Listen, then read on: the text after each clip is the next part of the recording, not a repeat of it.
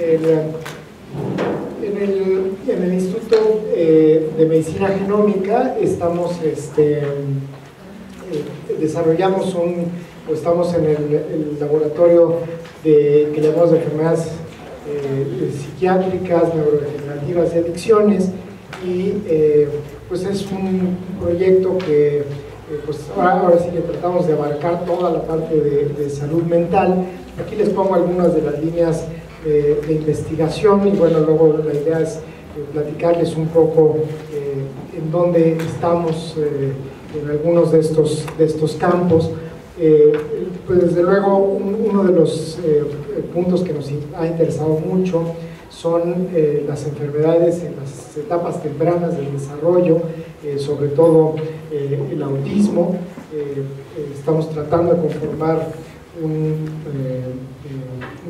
grupo de muestras a nivel nacional de pacientes con autismo en el área de las enfermedades mentales, y les presentaré algunos datos al respecto sobre investigaciones con psicosis, tanto en esquizofrenia como en trastorno bipolar. Un área pues también que nos ha interesado desde hace muchos años es el trastorno obsesivo compulsivo, que tiene una serie de peculiaridades muy interesantes a nivel de fenotipo clínico. Hemos venido haciendo también un área de investigación en la parte de conducta, que bueno, es un modelo muy interesante también para el estudio de las adicciones, vía lo que se ha llamado la interacción entre genes y el medio ambiente por la epigenética, que es un campo muy en boga en el área de la genética y de la ciencia en general, y hemos estudiado un modelo muy interesante que son los gemelos. Los gemelos, sobre todo las muestras de gemelos monocigóticos, es un proyecto que lo estamos haciendo en conjunto con el doctor Emilio Sacristán. Estamos practicando en la Universidad Metropolitana y estamos haciendo estudios de resonancia. Estamos trabajando también algunas áreas en genómica del tabaquismo y algunas otras adicciones, y la participación del sistema inmune, sobre todo los genes candidatos del sistema inmune en varias de estas patologías mentales. Voy a empezar con algunos de los estudios justamente que los hemos hecho con la participación de alumnos de la Facultad de Psicología, con un modelo de esquizofrenia en ratas. Es un modelo que surgió en los Institutos Nacionales de Salud, que mimetiza algunas de las conductas de la esquizofrenia en las ratas. Es muy interesante porque se hace una lesión en el hipocampo ventral, una lesión química, y que se les produce a las ratas cuando son recién nacidas, y digamos todo su neurodesarrollo hasta que son como adolescentes las ratas, lo cual sucede más o menos hasta los 40 días. Su desarrollo es normal y muy parecido a lo que pasa en la esquizofrenia en el ser humano, y a partir de entonces empiezan a desarrollar una serie de anomalías conductuales parecidas a la enfermedad en el ser humano, alteraciones en el filtrado sensorial, lo que hace un símil con las alucinaciones, en el propulso sensorial. Tienen alteraciones cognitivas, sobre todo en memoria de trabajo, y tienen problemas en la interacción social, retraimiento social, mayores señales de agresividad, pues que verdaderamente se parecen mucho al fenotipo de la esquizofrenia. Una de las ventajas que tienen los modelos animales es que pues, podemos abordar con facilidad el cerebro, podemos tomar muestras directamente al cerebro, pues que es un poco más complicado en los seres humanos, y en ese sentido pudimos estudiar la expresión de genes en diferentes áreas del cerebro de las ratas que tenían este modelo de tipo esquizofrenia. Este estudio lo hicimos usando lo que se llama un microarreglo, un chip de expresión de ADN. Estos chips tienen como la misma tecnología de los celulares, digamos, ¿no? Este es un pequeño chip electrónico que contiene una serie de secuencias de ADN que permite el rastrear muchas secuencias de ADN de forma pues, relativamente rápida y poder ver los niveles, por ejemplo, en este caso de expresión del RNA mensajero de una gran cantidad de genes en diferentes áreas cerebral e incluso verlo en diferentes puntos del desarrollo, por ejemplo aquí lo hicimos en el núcleo accumbens, en la corteza prefrontal, en el hipocampo, y comparar si existían cambios diferenciales en las ratas. Incluso algunas de ellas les hicimos resonancia funcional en la UAM, que tienen una resonancia de 7 teslas, y aparte de evidenciar la lesión en el hipocampo, pues correlacionarla con estos niveles de expresión. Y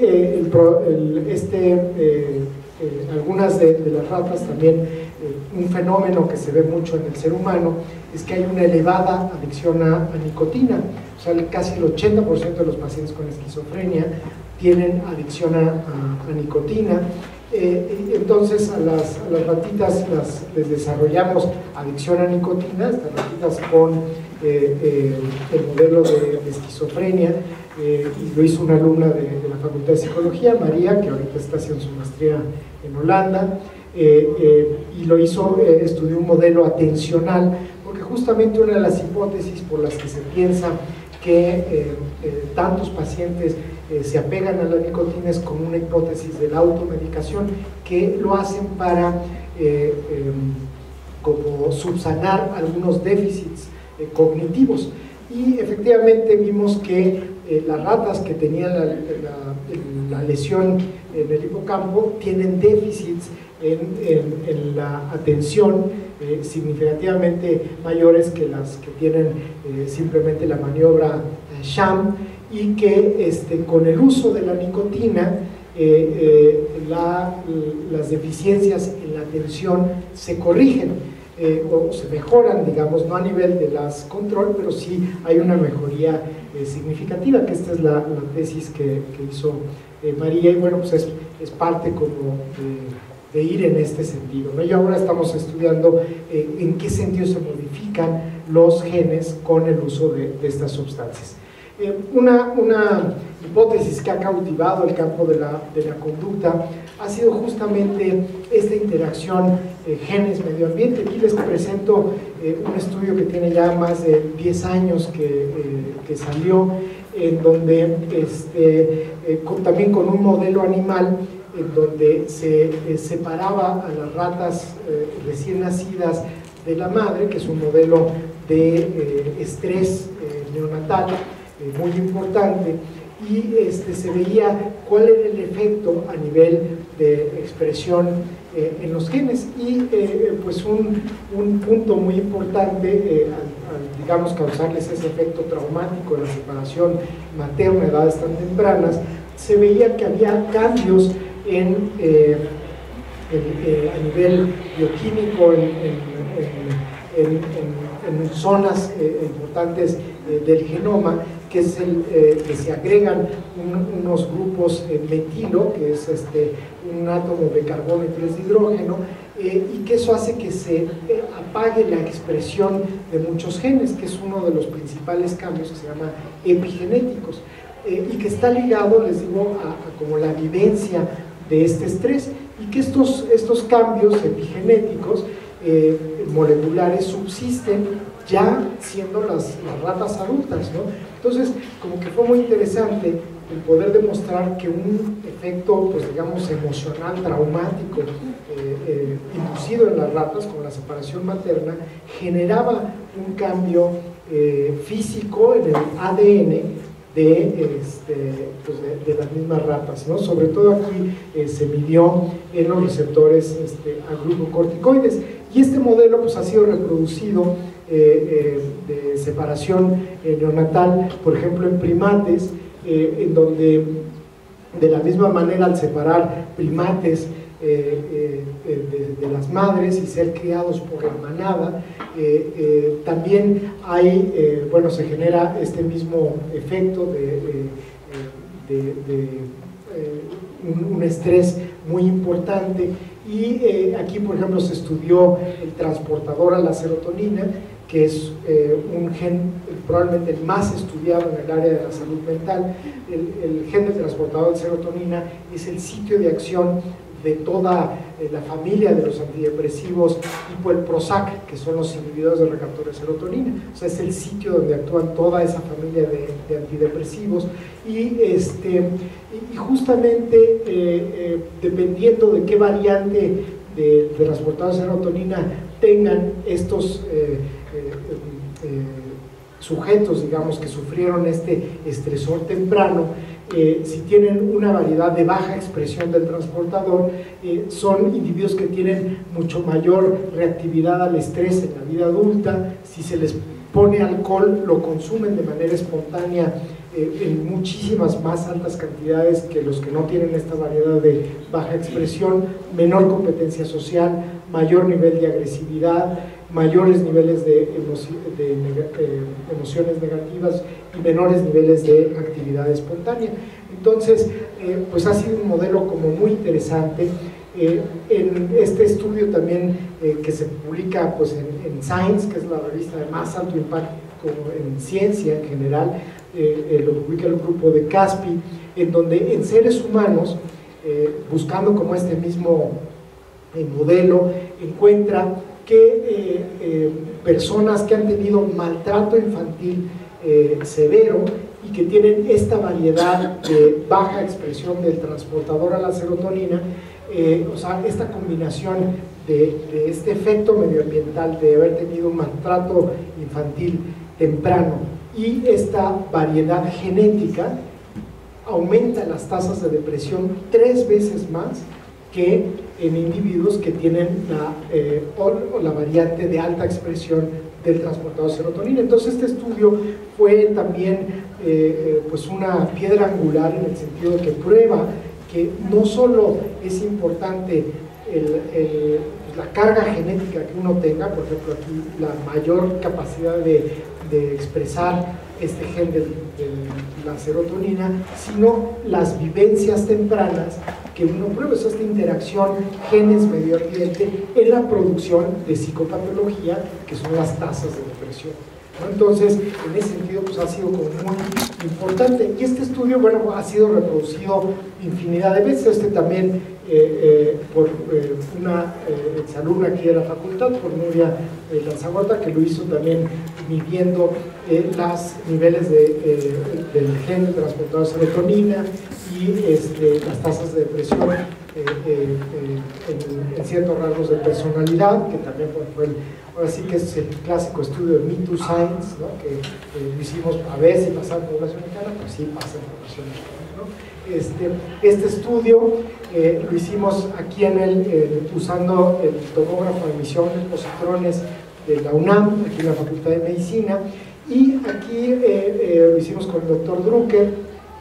Lo que pudimos fue ver a nivel cerebral si había diferencias entre los individuos que tenían el genotipo, o sea, los clasificamos a las personas entre aquellos que tenían el transportador a serotonina, el gen del transportador a serotonina de baja expresión, los de alta expresión y sus imágenes cerebrales, si había diferencias. Y justamente los de la baja expresión, estos que tienen el mayor riesgo de si tienen los eventos traumáticos, más tasas de depresión, etcétera, tenían menores actividades en las áreas límbicas, ¿no? A nivel basal, ¿no? en el metabolismo de glucosa cerebral. Entonces, y en áreas también frontales había una disminución comparados con los que tenían la variante del alelo largo. Que bueno, pues fue un estudio que curiosamente les digo aquí como ejemplo para ustedes que están en el posgrado. Es un estudio que mucha gente nos decía, bueno, ¿cuánto les dieron de financiamiento para hacer? Fueron casi 100 PETs que hicimos, y fue un estudio que lo hicimos gratis, ¿no? Nos dieron 0 financiamiento, porque era un estudio que lo hacíamos, o sea, el doctor Duque nos dijo, usen el PET a la hora que cerramos, ¿no? Porque la carga, la radioactividad es un radioisótopo que a las 12 horas se termina, entonces pues nos daban las sobras, digamos, del radioisótopo, entonces teníamos que meter a los pacientes a las 7:30 de la noche, y lo que hubiera del radioisótopo pues nos dejaban usarlo en las personas que llevábamos para el estudio, y pudimos hacer casi 100 PETs para hacer el trasplante. Nosotros verdaderamente lo hicimos gratuitamente, fue un estudio pues que en ese entonces lo hizo Ariel Graf, que estaba haciendo su doctorado, y pues afortunadamente sin costo, ¿no? Entonces, bueno, pues a veces se puede hacer estudios gratuitamente, entonces para que no se limiten en ese sentido. Y en población aquí con psicosis, les digo, este marcador genético ha sido muy estudiado en psiquiatría, prácticamente se ha hecho en muchísimas poblaciones, en muchos grupos, y este vínculo, eventos de la vida tempranos con depresión y el ser portador de esta variante genética, esta combinación como un marcador de vulnerabilidad a síntomas afectivos se ha visto en muchísimos ámbitos de la psicopatología. Aquí lo hicimos en psicosis, justamente con el grupo que hemos venido estudiando psicosis, un grupo colaborativo con los Estados Unidos,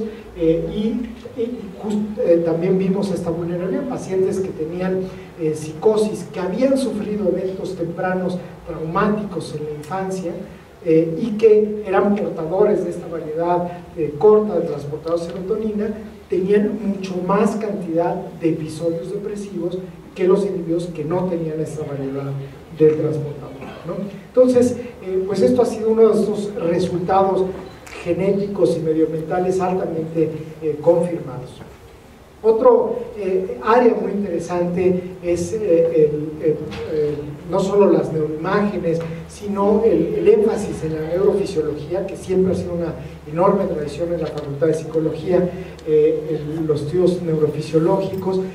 Este es un estudio que hemos hecho también con varios profesores de acá, con el doctor Daniel Santana, de aquí de la facultad, en donde estudiamos el potencial evocado P300 con un marcador que también es probablemente los marcadores genéticos más usados, no para el diagnóstico, pero sí para el asesoramiento del riesgo de deterioro cognitivo, que es una apolipoproteína que se llama E4, que probablemente es el marcador más asociado para todos los tipos de demencia, no solo el Alzheimer, sino la de cuerpos de Lewy, para Parkinson, para demencia frontotemporal, y la presencia de esa variante genética pues ha sido muy establecido como un factor importante de peor pronóstico, digamos, o de mucho mayor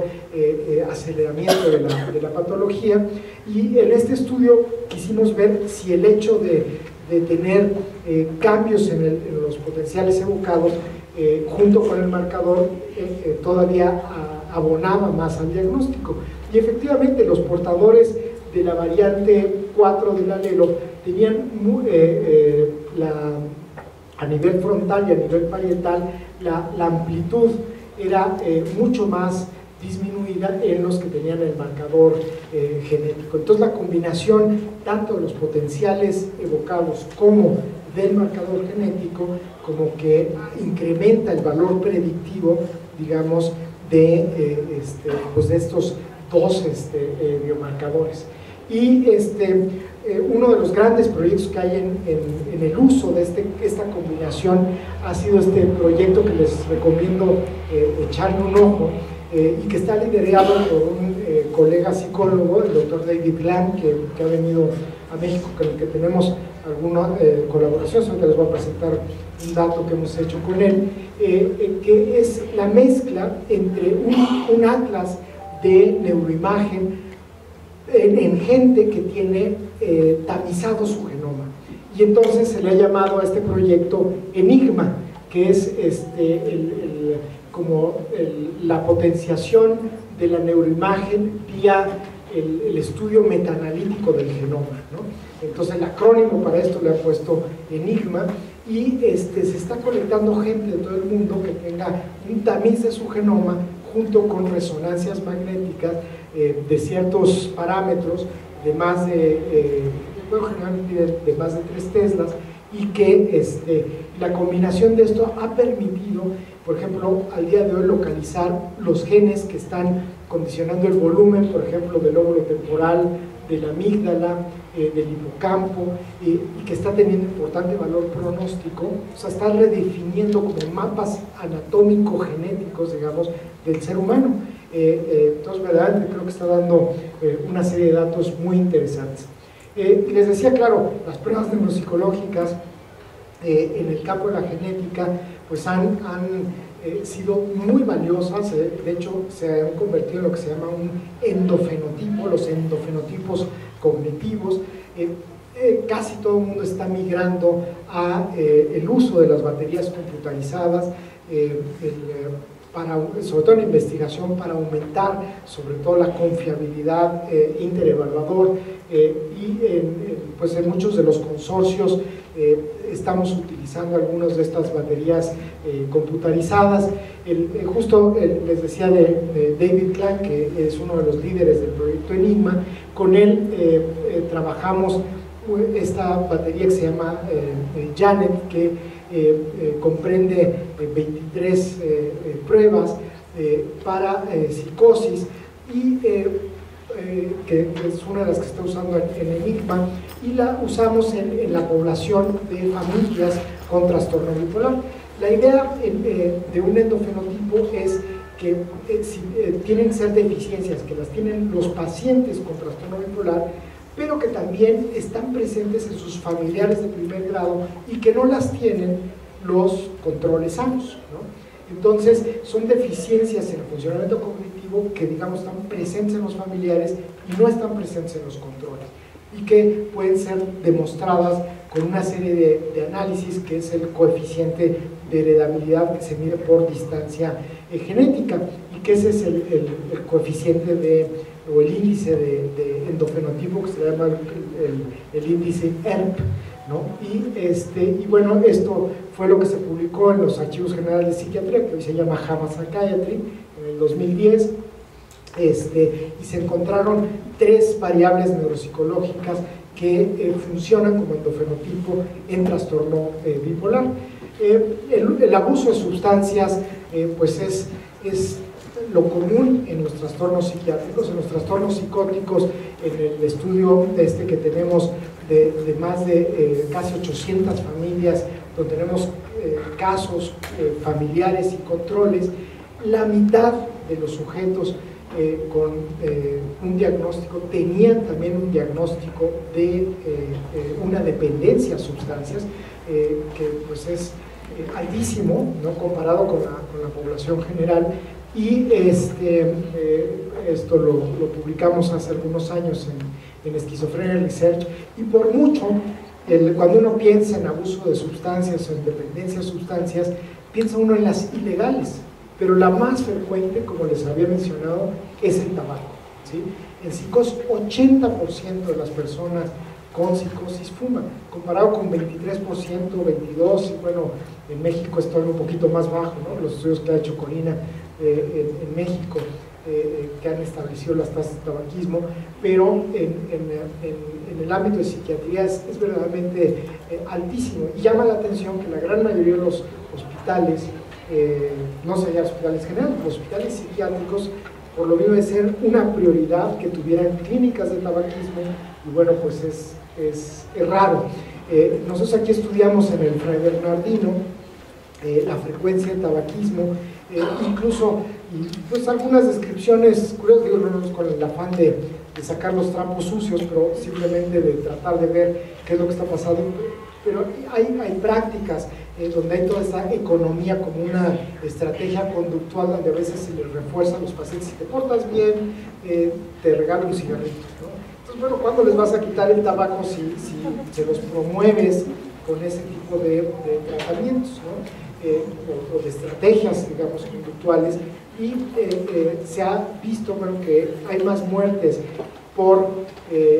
relacionadas al consumo de tabaco que por suicidio en los pacientes con psicosis. Eso verdaderamente eso es lo que está matando a los pacientes con psicosis, no a veces con las complicaciones que uno pensaría obvias del ámbito de pues, la conducta como tal, ¿no?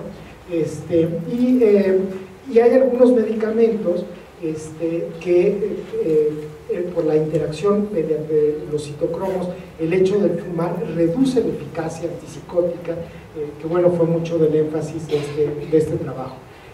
Y algunos otros receptores se pierde, sobre todo en el D4, se pierde alguna de su acción. Y curiosamente otro fenómeno muy interesante en psiquiatría, que ahora sí que está recién sacado del tintero, este artículo salió el mes anterior, donde con este consorcio internacional hay una enfermedad psiquiátrica que tiene, que te protege para el tabaquismo, que eso es muy curioso, ¿no?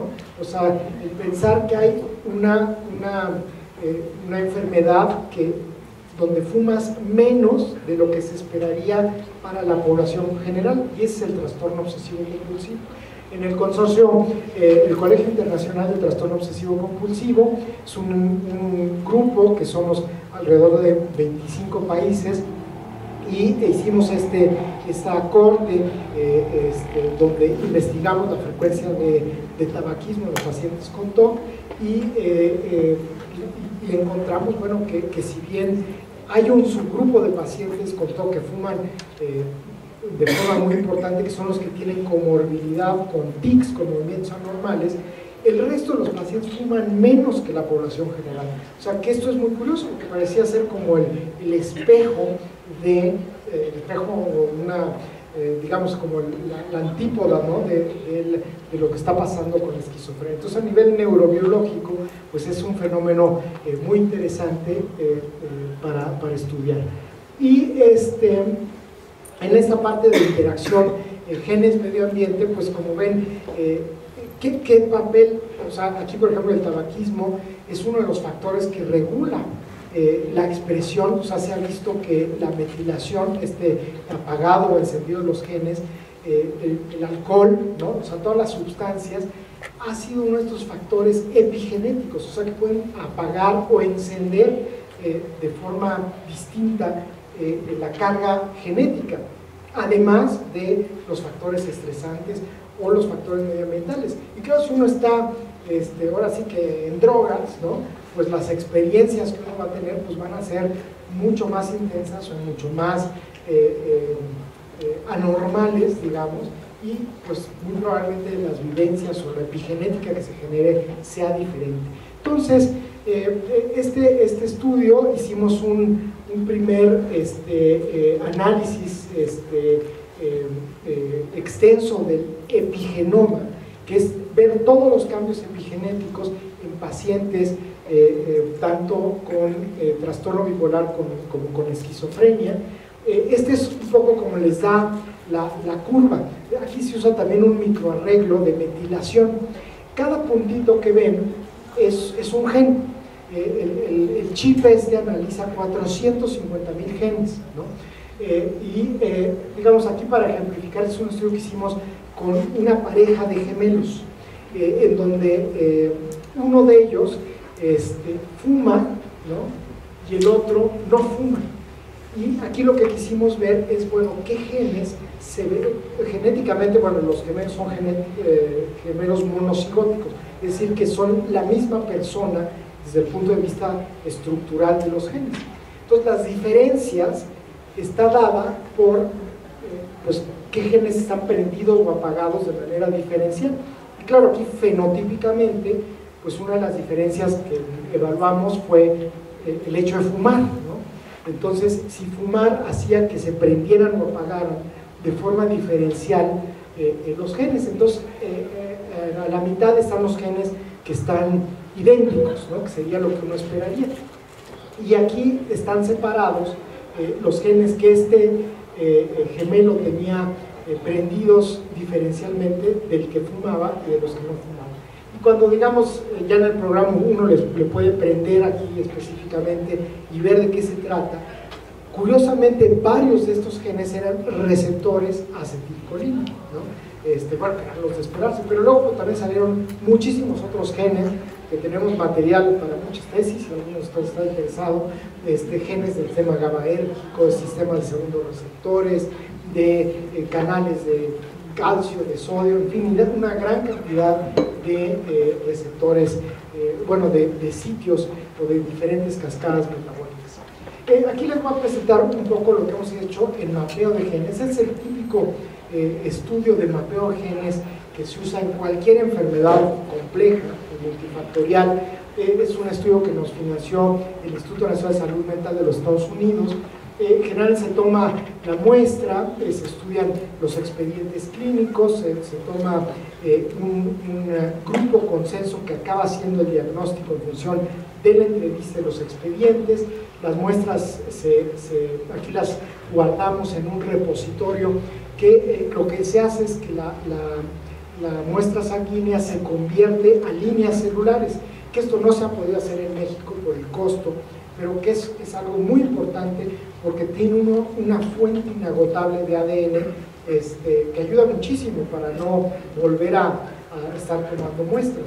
Nosotros hemos quedado con una muestra que es agotable de ADN aquí en México y la inagotable pues está en Estados Unidos, ¿no? Y bueno, con este estudio pudimos hacer un primer tamizaje del genoma y encontramos para esquizofrenia un gen que está como más representado en las familias mexicanas, el cromosoma 17, se publicó en la American Journal of Psychiatry, y que es muy curioso, esta región expresa una gran cantidad de receptores, es una de las zonas donde está el transportador a la serotonina, y bueno, hay muchísimos otros genes en esta misma zona, hay un consorcio a nivel, porque aparte, bueno, este estudio de mapeo, ha habido muchísimos otros estudios de mapeo a nivel mundial, hay todo un grupo a nivel internacional que se ha llamado PGC, que es el Psychiatric Genetic Consortium, el consorcio de psiquiatría genética, y publican ellos en el 2011 en Nature un metaanálisis, como este estudio que les presenté, de los hallazgos positivos de mapeo de todos los grupos que han encontrado genes en sus poblaciones. Entonces, en el 2011, en este metaanálisis, encuentran 6 genes que alcanzaban significancia en este abordaje metaanalítico. Y claro, fueron 9,000 casos contra 12,000 controles, ¿no? Claro, ya empieza a haber una consistencia en el área de psiquiatría genética, pero la respuesta que se da en esta reunión del consorcio es la limitante aquí es tamaño de muestra. Necesitamos verdaderamente para encontrar la señal de los genes en las enfermedades mentales, necesitamos subir más la cantidad de muestra. Incluso las predicciones es que necesitamos llegar a muestras en el orden de los 100,000 casos contra 100,000 controles. El año pasado se publica un nuevo estudio metaanalítico juntando, aparte se hace una maniobra que pues un poquito no convencional, porque dicen el constructo no es esquizofrenia o trastorno bipolar, es psicosis, ¿no? Entonces hay mucha polémica si realmente no debe existir esta limitante diagnóstica, y realmente lo biológicamente importante es la psicosis y no la esquizofrenia o la bipolaridad. Pero bueno, se publica este estudio de 108 genes con casi 60,000 sujetos, ¿no? Y claro, ya con este poder de muestra, pues bueno, salen todos estos nuevos genes. Una de las zonas de mayor significancia es el HLA, el antígeno de histocompatibilidad. Una zona, este antígeno de histocompatibilidad es uno de los genes que tiene que ver para el rechazo de tejidos en los trasplantes, son muy importantes en el sistema inmune.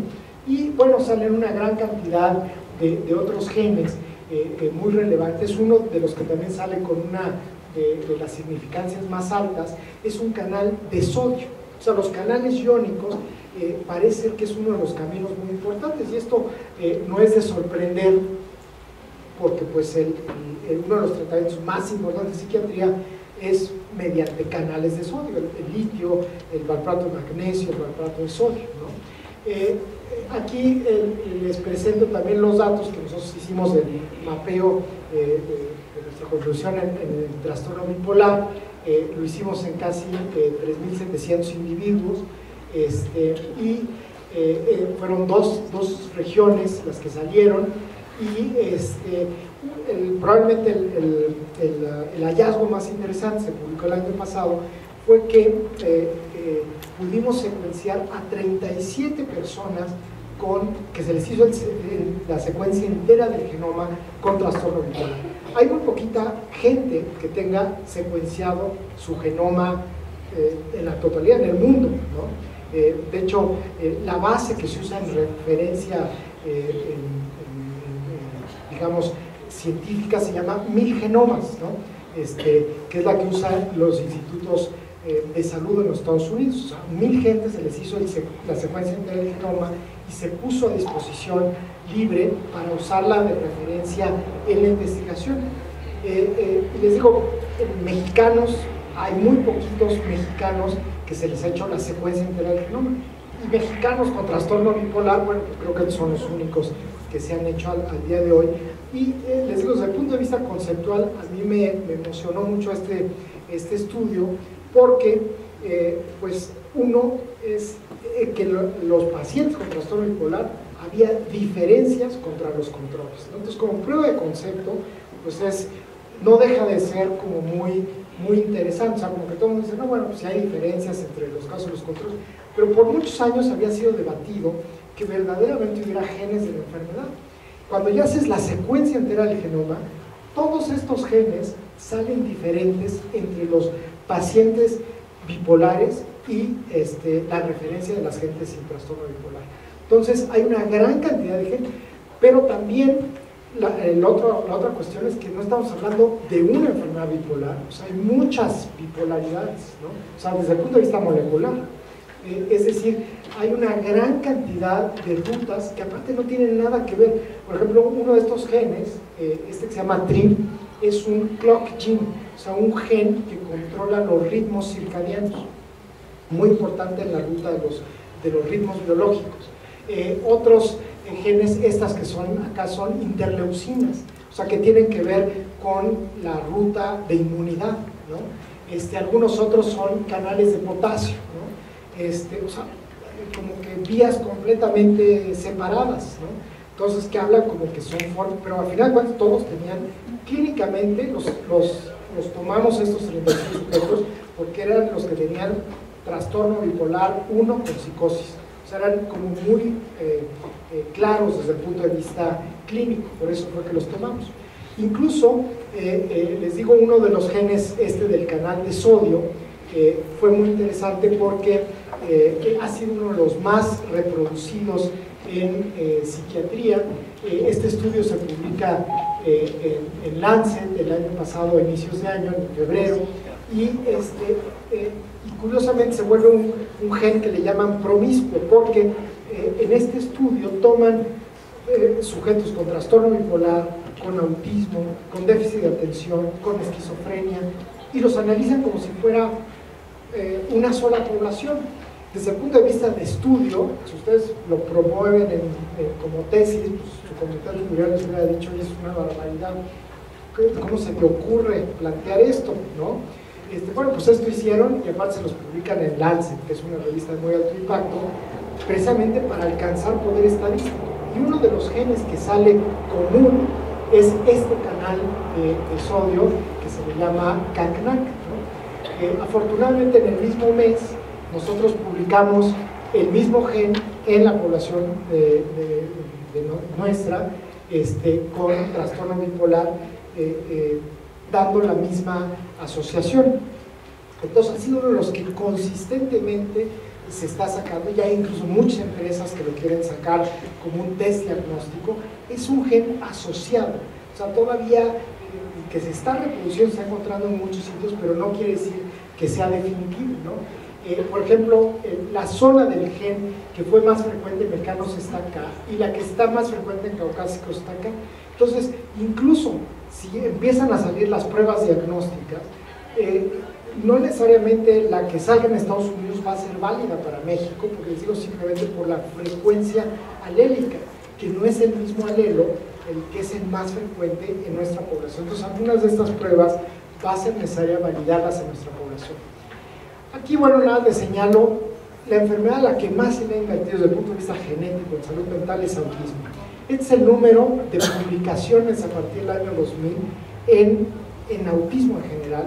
Bueno, el director del NIMH, Thomas Zinsel, es una gente que su área de interés era el autismo, ¿no? Entonces, pues, bueno, también a lo mejor hubo un sesgo, pero en general los datos es la enfermedad de más alta heredabilidad y es a la que más se le ha invertido para encontrar los genes de esta enfermedad. Y uno de los fenotipos de la conducta autista, bueno, uno es que es una enorme cantidad de espectros, pero uno de los fenotipos son las conductas repetitivas y de aversión al miedo, ¿no? Este personaje, que seguramente todos lo conocen por la serie de televisión, pues se ha discutido en que si tiene Asperger o si tiene trastorno obsesivo compulsivo, pero lo que es pues realmente fácilmente representable, pues son las conductas de aversión, ¿no? De la limpieza, de lo rígido, que siempre se siente en su lugar, o sea, es muy obsesivo. Entonces el fenotipo obsesivo, o lo rígido, pareciera ser que es altamente genético, o sea, es una de las características que pareciera ser muy genético. Y bueno, ha sido una de las enfermedades que hemos tratado también de estudiar, les digo que conductualmente es fácil de identificar, ¿no? Las conductas obsesivas. Este fue el primer estudio que hicimos hace ya muchos años con el doctor Lafuente, del transportador a la serotonina, que les decía es el candidato ideal, ¿no? En el trastorno obsesivo compulsivo. En ese entonces usamos una muestra que para fines del día de hoy no nos hubieran publicado jamás, pues ahorita que les hablo de los miles y miles, pues fueron 136 casos, pues, ya hoy en día será para un congreso, pero no para un paper, ¿no? Pero bueno, es poco a poco lo que se ha venido creciendo y luego pues, se hizo un consorcio de la genómica del trastorno obsesivo compulsivo. Nuevamente en muchos países nos unimos en este trabajo, se publicó en Molecular Psychiatry, se juntaron más de 4.000 casos, un número importante de controles, se estudió a todo el genoma y se encontró un gen para el trastorno obsesivo compulsivo. ¿Qué pasa después? Había una fuerte asociación con el trastorno obsesivo compulsivo y la enfermedad de Gilles de la Tourette. O sea, el 95% de los pacientes con Gilles de la Tourette, con tics crónicos múltiples, tienen obsesivo compulsivo, pero solo 20 a 25% de los pacientes con TOC tienen Tourette, ¿no? Pero de que hay, bueno, una comorbilidad muy importante. Así es, entonces se decidió que nos juntábamos los dos consorcios de Tourette y obsesivo compulsivo y reproducir el análisis del genoma, y lo publicamos el año pasado, y efectivamente hay varios genes que son comunes a las dos enfermedades, pero hay varios genes que salieron que son nada más hacia el obsesivo compulsivo y que no son del Gilles de la Tourette. Entonces empezaron a diferenciar molecularmente una patología de la otra. Incluso hay una variedad de mutaciones, ¿no? Que se hizo en un análisis específico, que esta es una variedad de mutaciones que se presenta muy frecuentemente en el autismo, que es como una especie como de cáncer del ADN, que es repetidos, que se le llaman CNVs, que es unas zonas del ADN que se empiezan a multiplicar, y se ha visto que están muy presentes en el ADN de esquizofrenia, de autismo, y encontramos que también los CNV se encontraban con mayor frecuencia en los pacientes con TOC y con Gilles de la Tourette, y se publicó también en el American Journal de Psiquiatría. Entonces, bueno, con todos estos hallazgos, el Consorcio de Genética Psiquiátrica pues bueno, ya en Estados Unidos todo se le busca también una aplicación clínica y bueno, que deje dinero, ¿no? Entonces se unieron con una empresa que se llama Illumina, que es la única empresa biotecnológica que está en la lista de Forbes, y crearon un arreglo que se llama el Psych Chip, ¿no? El chip de, pues como de todas las enfermedades mentales, y acaba de salir comercialmente. Este chip contiene alrededor de 60.000 de todos estos hallazgos positivos en el genoma, más aparte todos los genes de ancestría, o sea, de identificar las poblaciones para empezar a genotipar todas las patologías mentales. Y el costo comercial en Estados Unidos es alrededor de $100 por muestra, ¿no?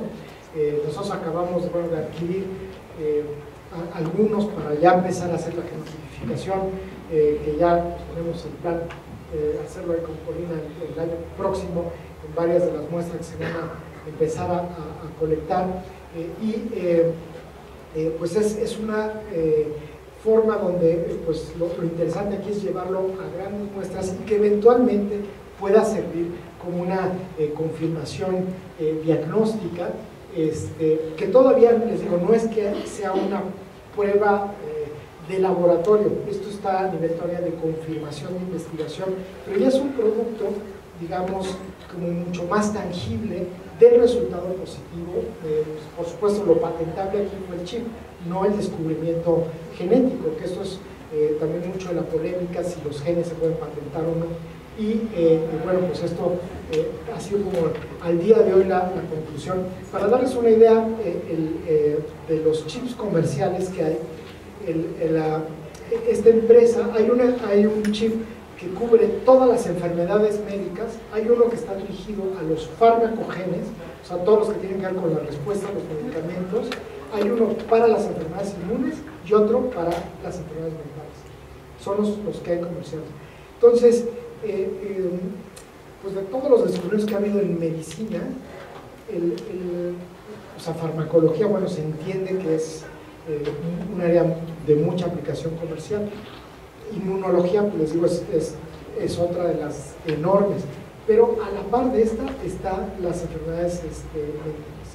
Entonces, verdaderamente a nivel de biotecnología, pues eso habla de que los hallazgos han tenido un peso muy importante a nivel científico y que se espera que haya entregables pues, para no solo el mejor conocimiento de la neurobiología, sino el mejor conocimiento de la terapéutica en todos sentidos, ¿no? En la terapéutica en el sentido de las estrategias de prevención, de tamizaje, de estructuración poblacional y desde luego de nuevos abordajes. Bueno, hicimos una plática en esta plataforma TED, si quieren algunos de estos, ustedes volver a escuchar algunos de estos.